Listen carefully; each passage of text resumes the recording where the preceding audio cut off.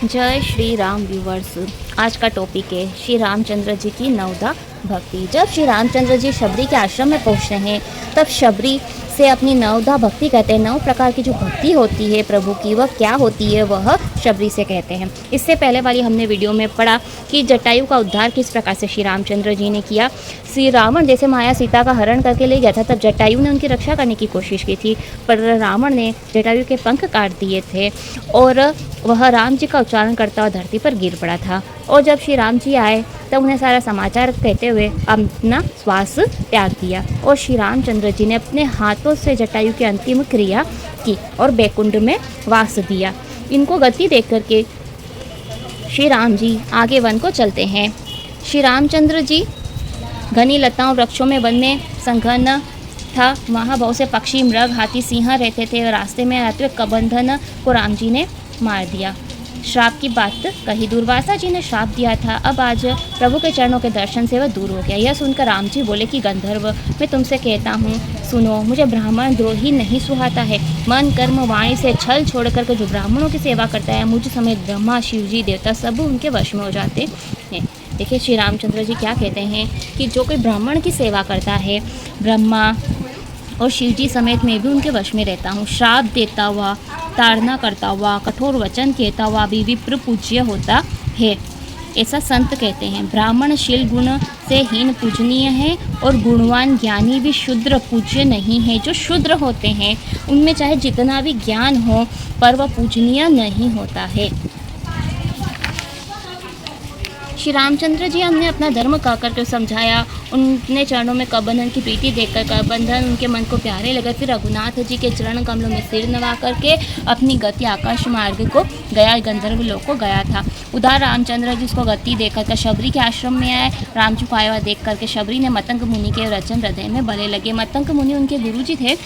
तब उन्होंने शबरी से कहा था श्री रामचंद्र जी आएंगे, अब तेरा उद्धार होगा। वह तभी से श्री रामचंद्र जी के लिए अनेकों प्रकार से मीठे मीठे फल फूल रोज करती थी। रास्ते में फूल बिछाया करती थी कि कभी भी श्री राम जी आ सकते हैं और उनके लिए मीठे मीठे फल रोज ही चुन चुन के रखती थी। आपको पता है कि शबरी ने मीठे मीठे बेर जो थे आधे आधे चख चख के रामचंद्र जी को खिलाए थे।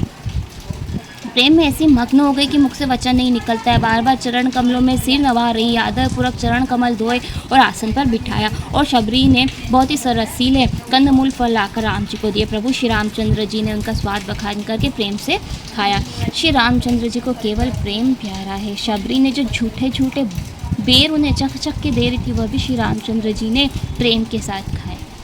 वे सामने हाथ जोड़कर खड़ी हो गई। प्रभु को देखकर हृदय में प्रेम उमड़ आया। वह बोली कि मैं आपकी स्तुति कैसे करूं, मैं नीच हूँ, मेरी बुद्धि बहुत ही मंद है। हे प्रभु, जो अधम से अधम है स्त्रियाँ उनमें भी मैं अत्यंत ही अधम हूँ, उनमें भी मैं अत्यंत ही मूर्ख हूँ, गंवारी हूँ। श्री राम जी बोले कि हे भामिनी, मैं तो एक केवल भक्ति का ही नाता मानता हूँ। अब श्री रामचंद्र जी क्या कह रहे हैं बड़े ही ध्यान से सुनिएगा। जाति पाति कुल धर्म बड़प्पन धन बल कुटुंब गुण चतुराई इन सब के होने पर भी भक्ति से रहित मनुष्य ऐसा लगता है जैसे बिना जल का मेघ हो। केवल भक्ति ही प्यारी है श्री रामचंद्र जी को। अब मैं तुझे नवदा भक्ति कहता हूँ, सावधान होकर सुन, मन में स्मरण करो। पहली भक्ति है सत्संग। भगवान जी कह रहे हैं कि जो सत्संग करता है वह मेरी भक्ति पाता है। दूसरी भक्ति है मेरे गुणानुवाद में प्रीति हो। भगवान रामचंद्र जी के गुणगान में प्रीति होनी चाहिए, भजन होना चाहिए। पहली भक्ति सत्संग, दूसरी भक्ति है भजन। अहंकार को छोड़ करके गुरु के चरणविंद की सेवा करना यह तीसरी भक्ति है। तीसरी भक्ति है जो गुरु जी की सेवा करता है। अहंकार को छोड़कर मतलब किसी भी इंसान में अहंकार नहीं होना चाहिए। अहंकार को छोड़ करके बिल्कुल शुद्ध हृदय से गुरु जी के चरणों की सेवा करना, यह तीसरी भक्ति है। चौथी भक्ति है कि कपट को छोड़ करके मेरे गुणों का गान करें। कपट भाव मन में नहीं होना चाहिए, स्वार्थ नहीं होना चाहिए, अहंकार नहीं होना चाहिए, काम क्रोध लोभ मोह ये कुछ भी नहीं होना चाहिए। शुद्ध हृदय स्वच्छ निर्मल मन से श्री रामचंद्र जी के गुणों का गान करना चाहिए। मुझ में दृढ़ विश्वास करके मेरे मंत्र का जाप और भजन, ये पांचवी भक्ति है। मुझ में दृढ़ विश्वास मतलब हमें सिर्फ एक ही भरोसा रखना है, चाहे कितनी विपत्ति आ जाए, कुछ भी हो जाए, सिर्फ एक ही विश्वास कि मेरे श्री रामचंद्र जी ही मेरी रक्षा करेंगे, किसी अन्य दूसरे मनुष्य पर नहीं, न माता पिता पर, न ही किसी उच्च अधिकारी पर, किसी पर भी नहीं, सिर्फ एक ही पर, श्री राम जी पर। आप जिससे भी किसी भगवान जी को मानते हैं सिर्फ उसी पर ही दृढ़ विश्वास होना चाहिए। और भगवान जी का मंत्र का जाप करना, भजन करना, यह पांचवी भक्ति है, ऐसे वेदों में प्रकाशित है। इंद्रियों का संयम, बहुत से कर्मों से विरक्ति और सज्जनों के धर्मों में प्रीति, यह छठी भक्ति है। देखिए छठी भक्ति है इंद्रियों का संयम। जो इंद्रियाएं होती हैं उनमें संयम, काम, क्रोध, लोभ, मोह, इन सब पे संयम, ये सब धीरे धीरे भगवान जी का नाम जपने से ना धीरे धीरे सब खत्म हो जाती है।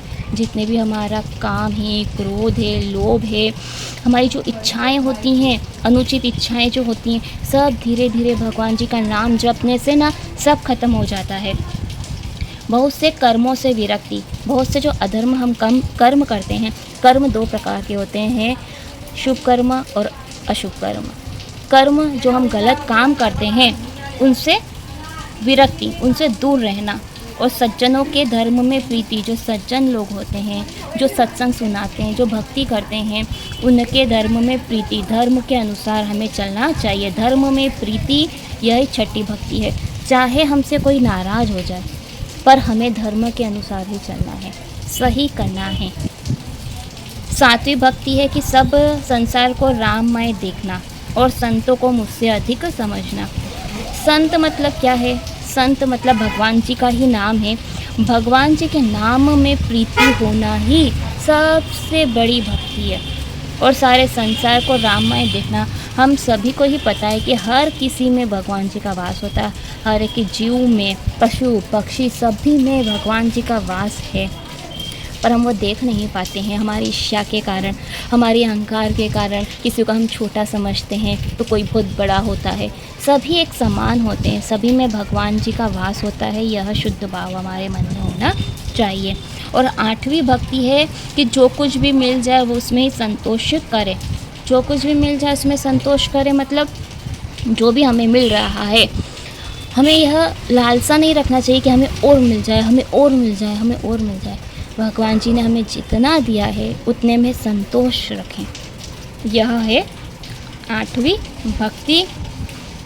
सपने में भी पराये दोषों को ना देखें। हमें किसी के दूसरे इंसानों के दोषों को देखना ही नहीं है।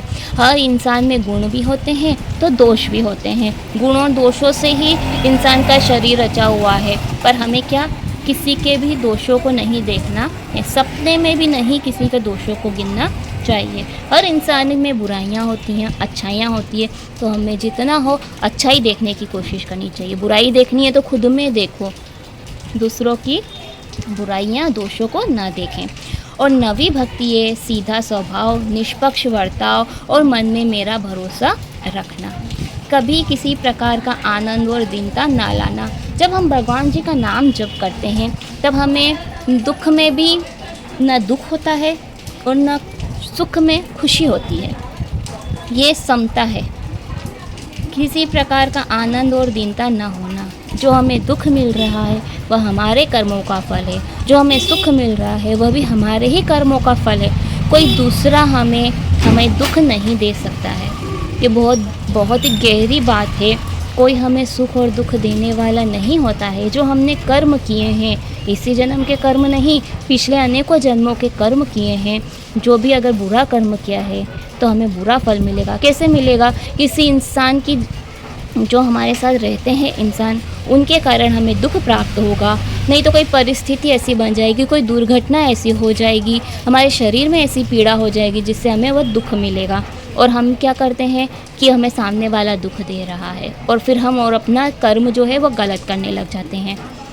इसीलिए भगवान जी का नाम जपने से सारी बातों का सिर्फ एक ही मतलब है कि सिर्फ भगवान जी का नाम जपो। जैसे जैसे भगवान जी के नाम जप में प्रीति होगी ना, वैसे ही धीरे धीरे धीरे धीरे सब गुण है ना, जो दोष है ना हमारे शरीर में, वो सब धीरे धीरे कटने लगते हैं। आजमाया हुआ है। यह 9 प्रकार की भक्ति है, वह स्त्री पुरुष हो, चर अचर कोई भी हो, हे भामिनी वही मुझे प्यारा लगता है। तुम्हारी भक्ति तो सब प्रकार से दृढ़ है, जो गति योगी जनों को भी दुर्लभ है, गति आज तुमको सहज में ही मिल गई। इस प्रकार से श्री राम जी शबरी को ये नवदा भक्ति कहते हैं। इसमें से किसी भी एक भी होती है ना, वह भगवान जी को प्रिय होती है।